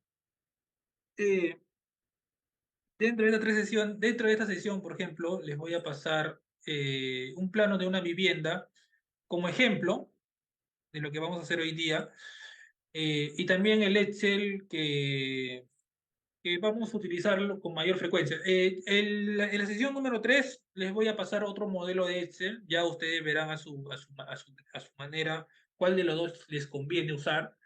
Yo más utilizo este que les voy a pasar, ¿no? Porque se puede ahí colocar más cosas, ¿no? Caída de tensión, calibre del conductor, de la llave termomagnética, dimensionamiento de la tubería, entonces para mí es un poco más completo. Entonces, toda la información, todo lo que se está explicando cada sesión, se les va a también pasar, ¿no? Toda la información. Bien, entonces vamos a continuar vamos a analizar o vamos a leer, ¿no? Las partes más importantes del Código Nacional de Electricidad. Porque, a ver, hay dos maneras de poder hacer el cálculo de las instalaciones eléctricas, ¿no? De cualquier vivienda, de cualquier predio. Si nosotros conocemos ese lugar y sabemos, por ejemplo, qué cargas van a alimentar, vamos a darnos un ejemplo. Que en ese predio hay, no sé, 40 luminarias, hay 20 tomacorrientes, hay 2 termas eléctricas, una campana extractora, no sé, una puerta levadiza, persianas, motores de bomba de agua, motores para una piscina. Entonces, si nosotros sabemos qué cosa vamos a alimentar, simplemente sumamos todas las potencias, ¿no? Y calculamos la potencia en base a cada circuito, ¿no? Cada circuito, entonces ya sabemos ya el dimensionamiento, ya sabemos cómo seleccionar el elemento conductor, ya sabemos cómo calcular la llave termomagnética, ya sabemos cómo calcular el diámetro de la tubería, entonces directamente ya lo podemos, si tenemos todos los datos necesarios, podemos calcularlo de manera directa. Pero, ¿qué pasaría si vamos a hacer un proyecto desde cero? ¿Qué sería desde cero? Que no sabemos absolutamente nada. ¿Qué cosa vamos a alimentar? Solamente sabemos, por ejemplo, el área del terreno, sabemos que hay 2 pisos, que se va a hacer una proyección de 2 pisos, 3 pisos, que de repente sabemos que, por ejemplo, vamos a necesitar una termoeléctrica, ¿no? Pero no sabemos qué modelo o qué potencia vamos qué tipo qué valor de potencia va a tener la termoeléctrica. Entonces, para ya tener esos casos, para hacer cálculos eléctricos ya para esos casos, nos vamos a basar en el Código Nacional de Electricidad. ¿Por qué? Porque no tenemos los valores exactos. Si tenemos los valores exactos, simplemente hacemos nuestros cálculos y listo, no hay ningún problema. Pero mayormente en los diseños hacemos un proyecto desde cero, ¿no? Entonces, eso es lo importante, ¿no? Entonces, para ello, para viviendas, básicamente, para viviendas, eso contempla la sección 50 del Código Nacional de Electricidad, del Código Nacional de Electricidad. Entonces, vamos a leer algunas secciones del código de la sección 50 para interpretarlo de la mejor manera, ¿no? Algunas normas. Bien, entonces, por ejemplo, en la sección 50-100 hace el cálculo de las corrientes, ¿no? ¿Qué te dice esto, no? Entonces, ojo, que todo estos textos están en el Código Nacional de Electricidad. Bien, entonces, esto es lo que te indica el código, ¿no? Entonces, no es que son los valores que yo al azar he escogido por la experiencia, qué sé yo, no, son los valores que el código te lo dice. Dice, en el cálculo de corrientes que resulten de cargas expresadas en watts o volamperes, ¿no? Alimentadas por sistemas de corrientes alternas de baja tensión, se deben emplear las tensiones nominales de 220 o 380 según corresponda, o de cualquier otra tensión nominal dentro del rango de la baja tensión de 1000 voltios o menos, ¿no? Que sea aplicable. Entonces, acá básicamente en general, ¿qué te está diciendo? ¿No? Que la baja tensión, ¿de qué niveles de tensión se habla? ¿No? Se habla desde 0 hasta los 1000 voltios, ¿no? Esa es la baja tensión. Para viviendas residenciales, condominios, qué sé yo, los valores más generales para de tensión son los 220 voltios o los 380 voltios. Ya para zonas industriales, qué sé yo, para industrias utilizamos el 440 voltios, ¿no? Pero estamos acá analizando la sección 50 que aplica básicamente a viviendas residenciales, multifamiliares, viviendas unifamiliares, qué sé yo, ¿no? Casas pequeñas, ¿bien?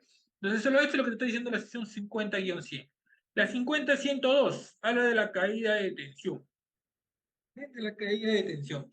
¿Qué dice, no? Los conductores de los alimentadores y los conductores de los circuitos derivados deben ser dimensionados ¿para qué? Dice, la caída de tensión no sea mayor del 2,5% y la caída de tensión total máxima en el alimentador y los circuitos derivados hasta la salida o punto más o el punto utilizado de dirección más alejado no exceda del 4%. Bien, entonces acá vamos a explicarlo mediante esta grafiquita, ¿sí? De manera. Voy a hacer acá una grafiquita de manera rápida. A ver, tenemos acá el tablero general. Bien, puede ser adosado, puede ser empotrado, lo que sea, ¿no? Y acá, y esto va a alimentar, ¿no? Esto va a alimentar, no sé, unos 4 luminarias, ¿no? Circuito 1, que va a alimentar, tenemos el circuito número 1, ¿bien? Tenemos acá el circuito número 1. Bueno, acá tenemos el tablero general y acá tenemos el circuito 1. ¿Bien? Ahora, del tablero general acá tenemos el medidor, ¿no? El tablero general se alimenta, ¿no? Del medidor. En este caso vamos a ponerlo acá, ¿no? Tenemos, por ejemplo, el medidor. Vamos a poner acá el medidor. El medidor se va a conectar, ¿no? Al tablero general, ¿no? Se va a conectar al tablero general. Entonces, ¿qué te dice acá la norma 050-102 referente a la caída de tensión? Entonces, ¿qué habíamos dicho, no? Respecto a la caída de tensión. ¿Qué cosa es caída de tensión? Que el medidor, la concesionaria, ¿no? Lo ideal sería que te ofrezca, ¿no? Los 220 voltios, ¿no? Y si te ofrece 220 voltios, lo ideal sería que el tablero general también tenga 220 voltios, ¿no? Y que cada circuito o cada carguita, ¿no? Tenga también, ¿no? Los 220 voltios, ¿no? Así, ¿no? Y que la última carga también, ¿no? Le llegue los 220 voltios.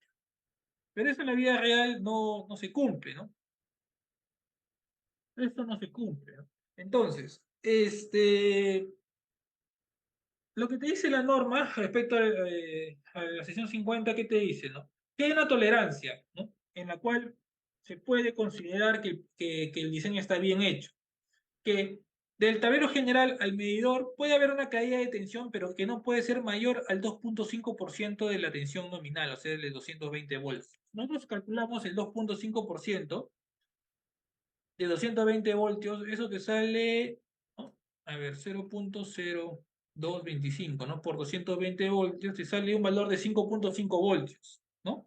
Entonces, acá, vamos a ponerlo acá mejor más acá directo, para que lo entiendan, ¿no? 2,25% es esto, ya jóvenes, para que lo entiendan. Vamos a poner esto acá y el texto, ¿no? 220 voltios menos 5,5 sale un valor de 214,5, ¿no? La tensión o el valor nominal, vamos a ponerlo acá, y este valor es, acá vamos a ponerle más. 2,5% de 220 es 5,5, ¿no?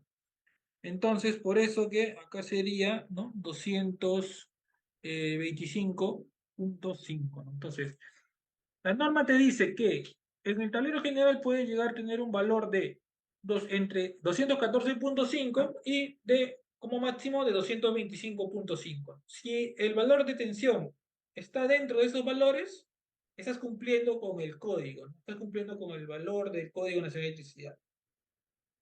¿Bien? Entonces, esto es lo que te está diciendo el código, que para que la caída de tensión no sea mayor del 2,5%. Esto es referente a, ojo, para viviendas, para sistema de media tensión o para alta tensión, ya son, la norma te dice otros valores, ojo, no es esto a nivel general. Ahora, la caída de tensión total máxima en el alimentador y los circuitos derivados hasta la salida o punto de utilización más alejado no debe exceder del 4%. No debe exceder del 4%, no debe exceder del 4%. ¿Qué cosa quiere decir esto? Que, por ejemplo, tenemos acá el circuito 1 que alimentan 4 luminarias. El punto de utilización más alejado es esta luminaria, ¿no? Entonces, cada carga que te consume energía, que te consume corriente, ¿no? Va a tener su caída de tensión, pues, ¿no? Este luminaria va a tener su caída de tensión, su caída de tensión y su caída de tensión. Pero la última luminaria, la última luminaria eh, tiene que tener una caída de tensión que no exceda del 4%, ¿no? Ya no sería del 2,5, ¿no? Sería del 4%, ¿no? Entonces, ¿cuánto sería el 4%, ¿no? El 4% de 220, por ejemplo, ¿no? Es 8,8, ¿no? Entonces, este valor que vemos acá, si quieren lo vamos a borrar para que lo tengan claro. Texto, vamos a poner acá texto. 8,8, ¿no? 220 menos 8,8 te sale un valor de 211,2. Esto es mayor que el valor nominal de la tensión. Y ahora le vamos a poner acá más, ¿no? Sale un valor de 228,8, ¿no? 228,8. Bien, entonces, ahí está. O sea, para cumplir con la norma del Código Nacional de Electricidad, y eso estamos hablando ya de diseño de proyectos, ¿no? Para que ustedes también puedan, de alguna manera, diseñar las redes de baja tensión en viviendas, ¿no? Tenemos que cumplir con esta norma, ¿no? Más adelante, ya en la otra sesión, vamos a aprender cómo se calcula, ¿no? La caída de tensión de referente del tablero general referente al último punto, ¿no? Vamos a aprender. Pero acá lo que te dice la norma es lo siguiente, ¿no? Que 4% no debe ser como máximo la tensión nominal, ¿no? Porque si no va a haber ahí mayor caída de tensión. Esta es la manera de explicarlo para que puedan entender qué hace referencia, ¿no? A la norma 050-102. ¿Bien? Ingeniero, ¿Sí? una consulta. Si del tablero general existiría otro tablero intermedio, ¿cuál sería el porcentaje que pediría la norma para poder instalar dos o tres tableros después del tablero general? Ya, si estamos hablando de tablero con tablero, aplicamos la A, 2,5% de caída de tensión, ¿no? Acá estamos hablando del 4% referente a circuitos derivados. Circuitos derivados son ya cargas básicas, alumbrado, tomacorrientes o cargas especiales, ¿no? ¿No? Que solamente alimenten a una sola carga. En cambio, si vamos a alimentar a otro tablero, imaginemos que es una casa, ¿no? Que cada piso tiene su tablero independiente, ¿no? Y que el tablero general del primer piso va a alimentar a los demás tableros. Entonces, como el tablero 2 también tiene circuitos derivados, entonces del tablero 2 al tablero general tiene que tener una máxima caída de tensión que no sea mayor al 2,5%. ¿Ya? Eso es referente de tablero con tablero, 2,5%. Eso también vamos a calcular, los jóvenes, no se preocupen, en la siguiente sesión, solo que lo tengan como conocimiento, ¿no? Esto te dice la norma, ojo, te dice la norma, para poder diseñar los proyectos de manera correcta. A ver, la sesión 50-110, ¿no? Te hace la determinación de áreas y previsión ocupacional de la demanda máxima total cuando no se dispone de información, ¿no? Como ya hemos dicho, esta norma se aplica cuando vamos a diseñar un proyecto, cuando no tenemos nada de información, simplemente de repente solamente tenemos, ¿no? El área del terreno, qué sé yo, ¿no? El área construida, el área techada, etcétera, ¿no? Entonces, cuando sabemos solamente las áreas, vamos a aplicar estas normas. ¿Qué te dice? Las áreas de vivienda designadas en la regla 050-200 y 050-202 deben ser determinadas por las dimensiones interiores, áreas techadas, que incluyen, ¿no? Bueno, las áreas techadas incluyen lo siguiente, ¿no? El 100% del área del primer piso, más el 100% del área de los pisos superiores, dedicarse a la vivienda. Así, Ojo así, que mira, estamos sí, así, mira, hablando, sí. esta norma Mira, mira, mira. de la vivienda, ¿no? Y también más el 75% del área del sótano. Bien, acá es un dato muy importante, ¿no? El 75% del área del sótano. Opcionalmente, en el caso de viviendas unifamiliares o departamentos en edificios de vivienda, cuando no se dispone de información específica sobre las cargas, la demanda máxima total a prever no será inferior a. Esto ya aplicamos, jóvenes, cuando ya no tenemos absolutamente nada, ¿no? De repente, si tenemos la información de que solamente tenemos una área de 80 metros cuadrados, nada más, no sabemos si de las 80 hay área techada, hay área no techada, ¿no? Etcétera, ¿no? Si tenemos esa información nada más, que solamente el área total, aplicamos esta tabla que vemos acá. 3.000 watts para viviendas de hasta 90 metros cuadrados. 5.000 watts para viviendas que bordean entre los 90 metros hasta los 150 metros cuadrados. Y 8.000 watts para viviendas que están entre los 150 hasta 200 metros cuadrados según dimensiones interiores. ¿Bien? Como tabla, te dice la norma. ¿Bien? Ojo, te dice la norma. Ahora, para viviendas unifamiliares, también aplican para viviendas multifamiliares, no hay ningún problema. Dice, eh, lo que nos importa es esto, jóvenes. Esto es lo que más nos importa, ¿no? Esto es lo que más nos importa. Dice, la mínima capacidad de conducción de corriente, ¿no? De los conductores de acometidas o alimentadores debe ser mayor que resulte de la aplicación de los párrafos A y B. ¿Qué dice? Una carga básica de 2.500 watts para los primeros 90 metros cuadrados de la vivienda. Eso es lo que te dijo en la diapositiva anterior, ¿no? Por la regla 050-110, ¿no? Que dice, ¿no? Para los primeros 90 metros cuadrados se hace una carga básica de 2.500 watts, ¿no? Y después, si es que la vivienda tiene es más de 90 metros cuadrados, lo restante se le otorga una carga adicional de 1.000 watts por cada 90 metros cuadrados o fracción en exceso de los primeros 90 metros cuadrados. Eso lo vamos a ver como un ejemplo, ¿ya, jóvenes? Bueno, ya para viviendas residenciales, si hay cargas de calefacción, aplicamos estas fórmulas, ¿no? Aplicamos esta teoría, ¿no? Las cargas de calefacción con los factores de demanda previstos, eh, carga de aire acondicionado con factor de demanda de 100%, ¿no? Bueno, también vamos a explicar ahorita qué es factor de demanda.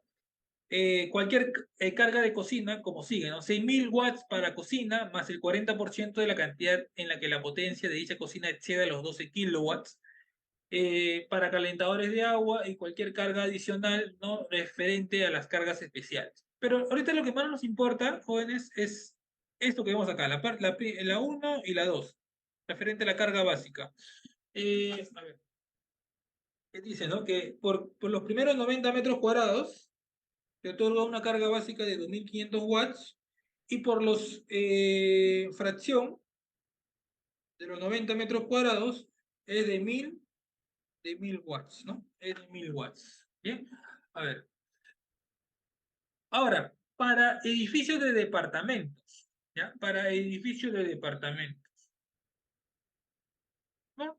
Básicamente también ocurre lo mismo, ¿no? Solamente que los valores acá, eh, solamente que sería ya el valor diferente, ¿no? Una carga básica de 1.500 watts para los primeros 45 metros cuadrados de vivienda y una carga adicional de 1.000 watts por los segundos 45 metros o fracción, ¿no?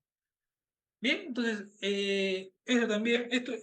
esto es para edificios de departamentos, ojo, ¿no? Y similares, ¿no?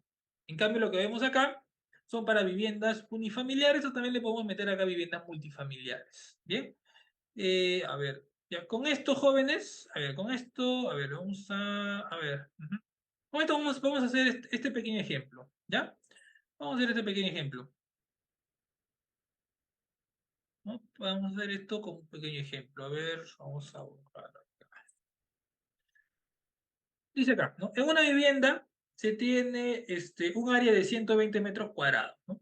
Calcule su máxima demanda considerando que estará equipada con una cocina eléctrica, bueno, se supone que es una cocina eléctrica y una terma de 1.500 watts. Bien, entonces, acá, jóvenes, vamos a hacer un pequeño ejemplo, ¿no? Imaginemos que nosotros, como cacholeando, vamos a diseñar la máxima potencia de una vivienda.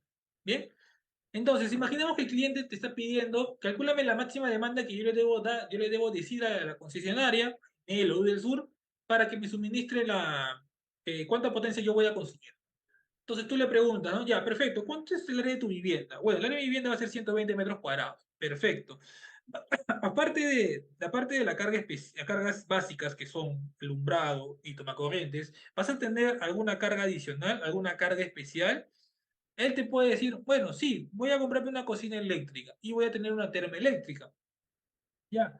Si no te proporciona el valor que vemos ahí de 2000 watts o 1500 watts, simplemente nosotros vamos al internet, ¿no?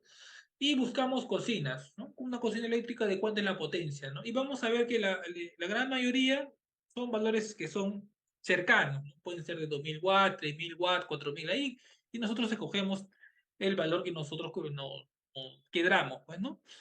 Igual también es recomendable que por cada máxima demanda que vamos a calcular, debemos también agregarle reservas, ¿no? Potencias de reserva también, ¿no? Para futuras ampliaciones, que de repente más adelante puede, no sé, construir un segundo piso, un tercer piso, ¿no? Entonces podemos ahí considerar un poco de reserva de potencia, ¿no? Pero lo que nos importa Ingeniero, acá, una jóvenes, consulta. es que, sí, En cuanto a la reserva de la potencia que se está mencionando, ¿existe alguna normativa o cuál sería el criterio? normativa te refieres a cuánto de reserva le puedo agregar. Así es. Ajá. No, no hay ninguna normativa. Tú le puedes colocar una reserva, no sé, de 2000, 3000, 5000 watts. Eso ya depende del criterio del proyectista, ¿no? Del que diseña el proyecto, ¿no? Pero generalmente la gente lo coloca 2000, 3000, hasta 5000 watts le pueden colocar de reserva, ¿no? Imaginando, ¿no? También aparte de tener una comunicación con el cliente, ¿no? Diciendo a futuro qué es lo que usted quiere en esta vivienda, ¿no? ¿Quiere hacer un comercio, quiere hacer un negocio o quiere construir su segundo piso, tercer piso? Entonces ya con eso ya nos podemos proyectar, ¿no? De cuánto de reserva le podemos agregar. Pero no existe una norma clara que diga, no, reserva solamente como máximo 5000 watts o 6000 watts. No, no hay ninguna norma que te diga eso. Bien.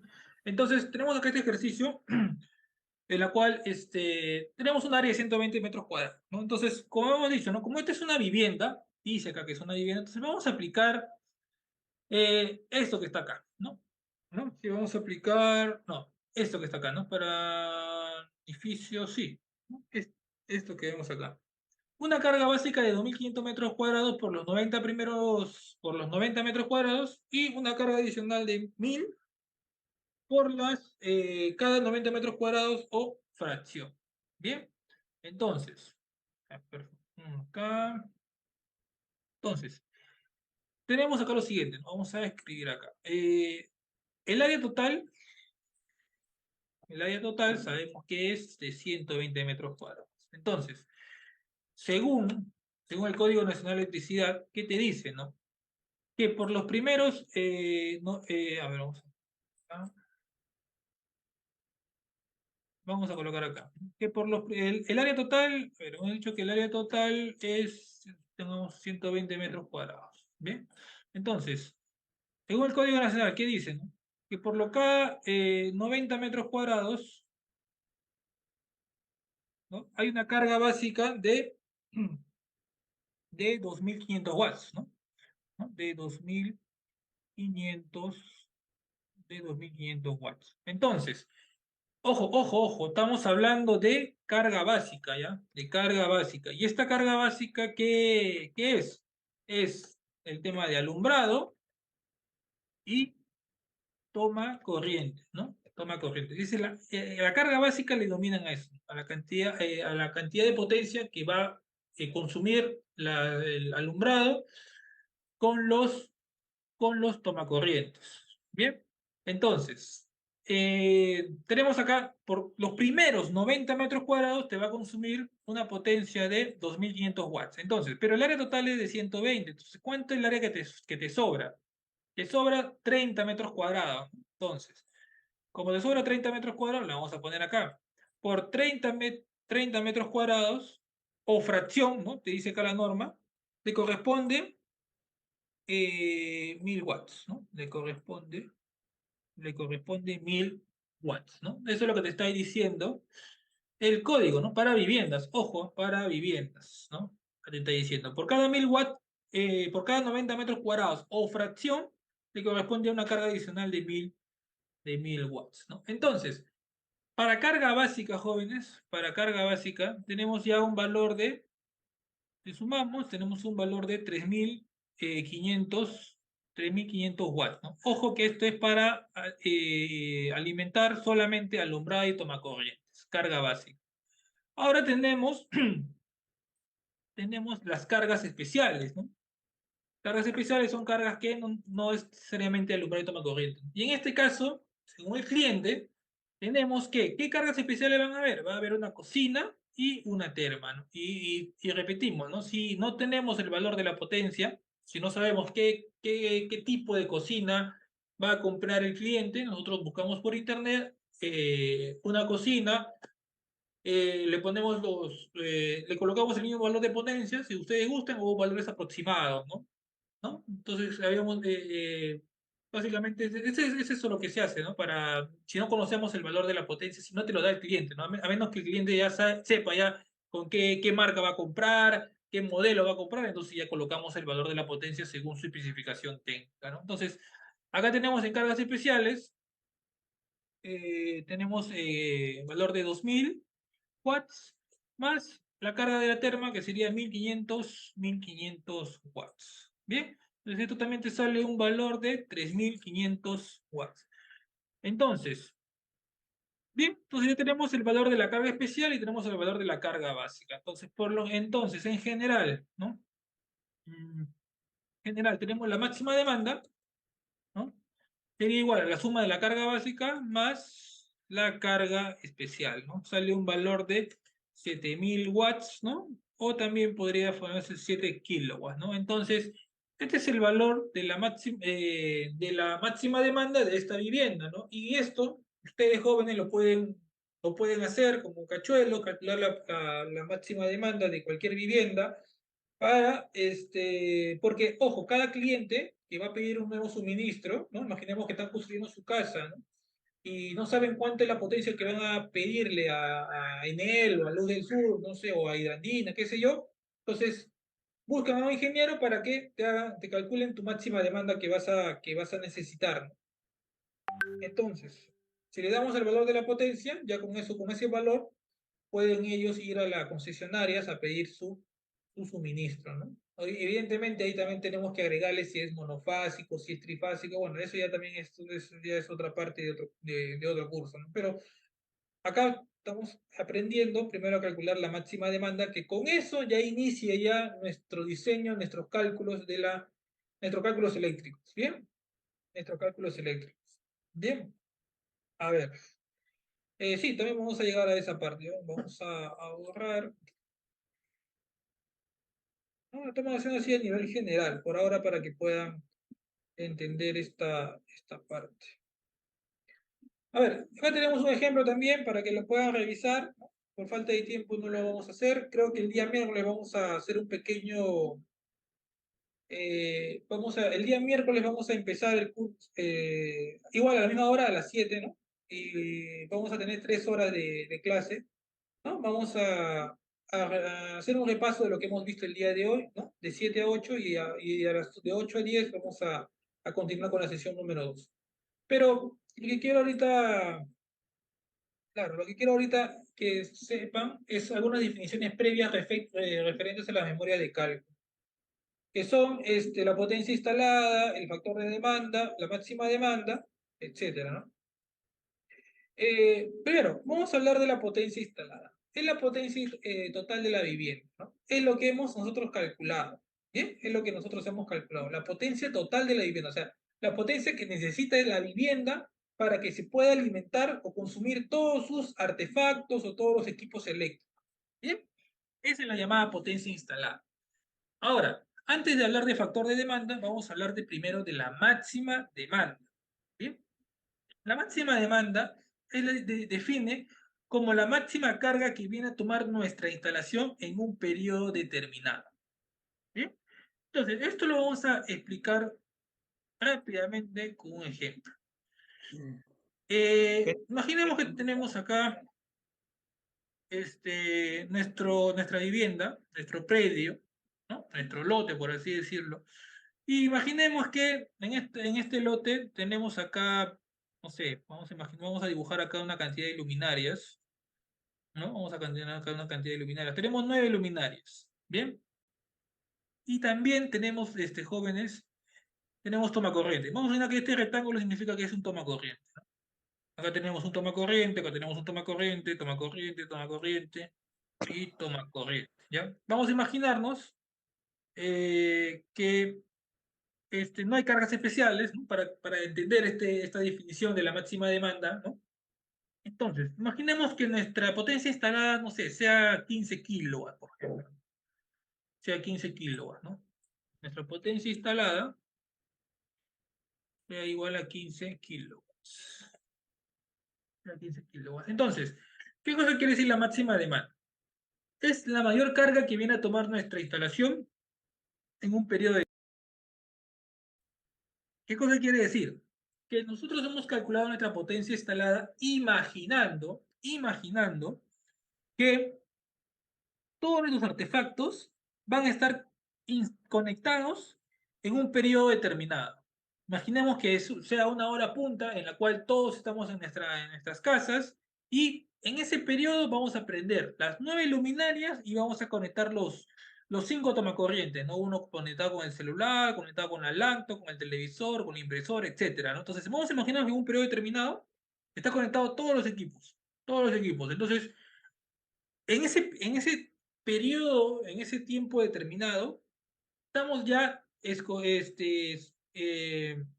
viendo nuestra máxima demanda, porque es la cantidad de potencia que viene a tomar en un periodo determinado cuando todos nuestros artefactos están conectados a la vez. Cuando todos nuestros artefactos estén conectados a la vez. A eso se le llama máxima demanda, ¿no? Entonces, en un periodo determinado, todos nuestros artefactos van a estar conectados y te va a botar una potencia. Entonces, esa potencia se le llama máxima demanda. ¿Bien? Entonces, por lo general, ¿no? Habíamos dicho que a nuestra potencia instalada le podemos agregar reserva, ¿no? Le podemos agregar reserva, ¿no? Entonces, acá de repente hemos agregado, no sé, 2 kilowatts de reserva, qué sé yo, ¿no? Entonces, y cuando nosotros calculamos nuestra máxima demanda, imaginamos que nuestra máxima demanda va a ser, no sé, pues 10 kilowatts, por ejemplo, ¿no? Entonces, con estos datos que vemos acá, podemos nosotros calcular nuestro factor de demanda. ¿Qué cosa es nuestro factor de demanda? Nuestro factor de demanda, ¿no? Que es FD, es la relación entre la máxima demanda dividido entre la potencia instalada, ¿no? Entre la potencia instalada, ¿no? Algo para recordar, jóvenes, algo para recordar, que nuestra máxima demanda siempre va a ser menor o igual que nuestra potencia instalada, ¿no? ¿Cuándo puede ocurrir el caso que sea igual a la potencia instalada, ¿no? Si es que no le hemos colocado reserva, pues, ¿no? Entonces, nosotros, si no le hemos colocado reserva, debemos entender que nuestra potencia instalada va a ser igual a nuestra máxima demanda, porque estamos suponiendo, ¿no? En nuestros cálculos que todos nuestros equipos se van a conectar a la vez. Todos los equipos, mejor dicho, van a funcionar a la vez, van a funcionar. Entonces, en ese momento se va a consumir la mayor potencia de la vivienda. Entonces, si es que no le hemos colocado la reserva, evidentemente nuestra máxima demanda tiene que ser igual a nuestra potencia instalada. Bien, entonces, acá podemos hacer también el cálculo, pues, ¿no?